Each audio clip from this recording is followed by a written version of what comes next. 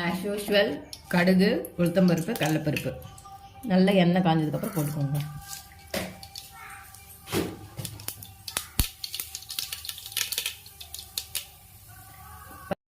பச்சை மிளகா போட்டுக்கோங்க.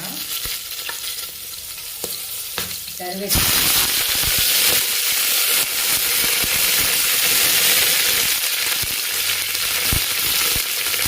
அதுக்கப்புறம் பிரியாணி இலை, பட்டை, சோம்பு போட்டுக்கோங்க. அடுத்து பெரிய வெங்காயம் அரைஞ்சி வச்சுருக்கேன், அதை போட்டுக்கோங்க.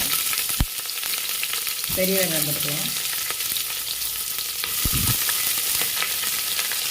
ஒரு பெரிய வெங்காயம் ஃபுல் சைஸு நல்லா சின்ன சின்ன கட் பண்ணி வச்சுருக்கேன். நீங்கள் நெட்டாகவும் கட் பண்ணலாம், சின்ன சின்னதாகவும் கட் பண்ணலாம். நல்லா வதக்கி விட்டுக்கோங்க. பச்சை மிளகா போட்டுக்கோங்க, அதுதான் நல்லாயிருக்கும். முழுசாக போடுங்க, அரிஞ்சு போட தேவையில்லை. முழுசாக பச்சை மிளகா போட்டுக்கோங்க. நல்லா வதக்கி விடுங்க. வெங்காயம் வதங்கினா நம்ம தக்காளி போடலாம். தக்காளி ஒரு 4-5 தக்காளி அரிஞ்சு வச்சுருக்கேன், அதை போட்டுக்கலாம். நல்லா வதங்கட்டும். வெங்காயம் நல்லா வதங்கிடுச்சு. இப்போ அடுத்து வந்து நம்ம தக்காளி சேர்த்துக்கணும்.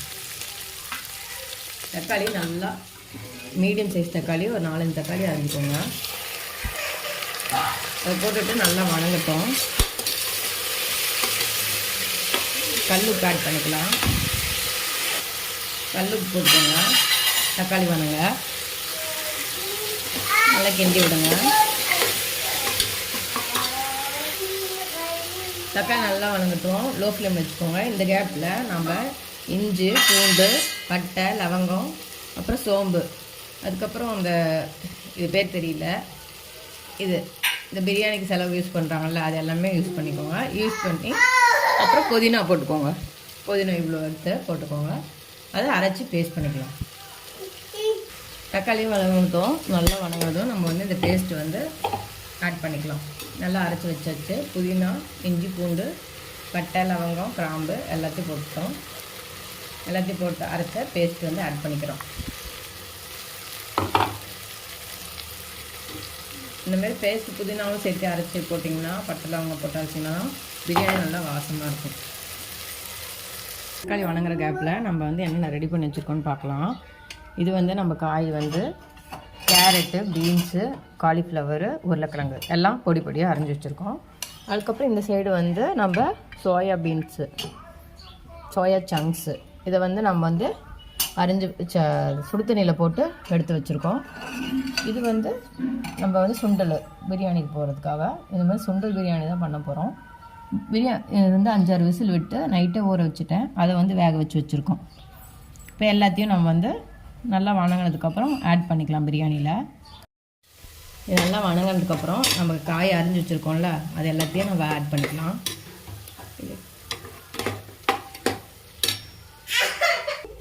காய் எல்லாத்தையும் ஆட் பண்ணிக்கலாம்.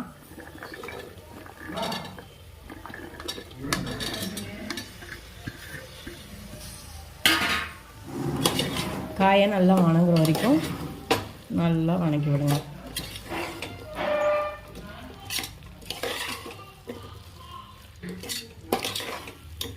நல்லா வதங்கட்டும்.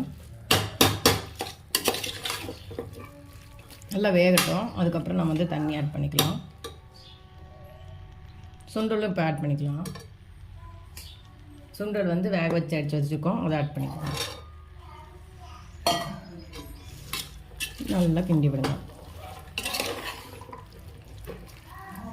நல்லா வேகட்டும்.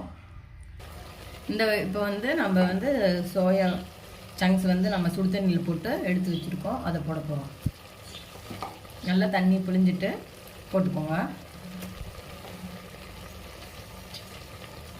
நல்லா வேகணும், காயெல்லாம் நல்லா வேகணும். அதனால் கொஞ்சமாக தண்ணி ஊற்றிக்கோங்க. நம்ம அரைச்சோல்ல பேஸ்ட்டு, அதுலேயே அலசி ஊற்றின தண்ணி இருந்தால் போதும். நல்லா வேகட்டும். நல்லா வதக்கி விடுங்க. நல்லா வேகட்டும் காய். இப்போ வந்து நான் தண்ணி ஆட் பண்ணிக்கலாம். நான் 1 டம்ளர் அரிசிக்கு 3 டம்ளர் தண்ணி ஊற்றுறேன். 1 2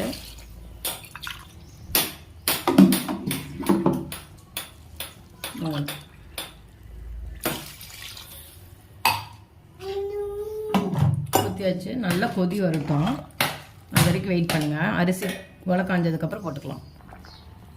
நல்லா கொதி வர ஸ்டார்ட் ஆகிடுச்சு. இப்போ வந்து நம்ம அரிசி ஆட் பண்ணிக்கலாம்.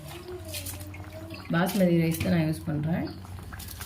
1.5 டம்ளர் அரிசிக்கு நம்ம வந்து 3 டம்ளர் தண்ணி ஊற்றிருக்கோம்.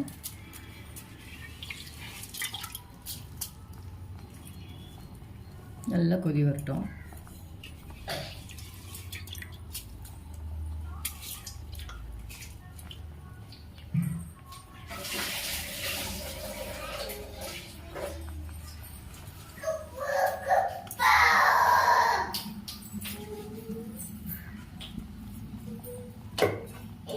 நல்லா கிண்டி விட்டுக்கோங்க.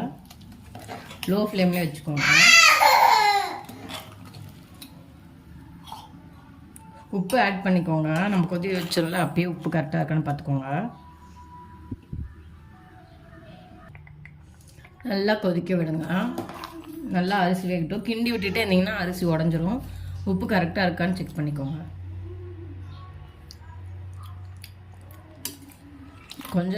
கொஞ்சம் சுருக்குன்னு இருக்கணும்.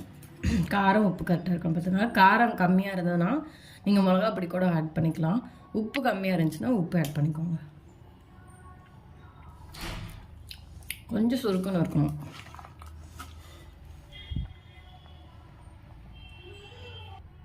நல்லா கொதி வர ஸ்டார்ட் ஆகிடுச்சு. இன்னும் ஒரு 10 மினிட்ஸில் பிரியாணி ரெடி ஆகிடும். நல்லா கொதிக்கட்டும். அதனால் அதிகமாக எண்ணெய் வச்சுக்கோங்க. ஆவிலே வேக வைக்கிறது எனக்கு பிடிக்கும். குக்கர் போட்டு மூடி வச்சு பண்ணுறது எனக்கு அவ்வளோ பிடிக்காது. அதனால் ஆவியில் தான் நம்ம இன்றைக்கி வந்து வேக வைக்க போகிறோம் பிரியாணி. பாருங்கள், ஃபுல்லாக காய்கறி தான் இருக்குது. நல்லா வேகட்டும். அப்பப்போ அடியில் விட்டு கிண்டி விடுங்க, அடி பிடிக்காமல் இருக்க.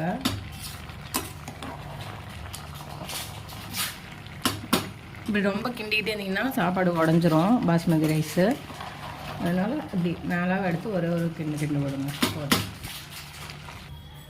சூடான பிரியாணி ரெடி. நம்ம லாஸ்ட்டாக லெமன் போட்டு இறக்கி வச்சிடலாம்.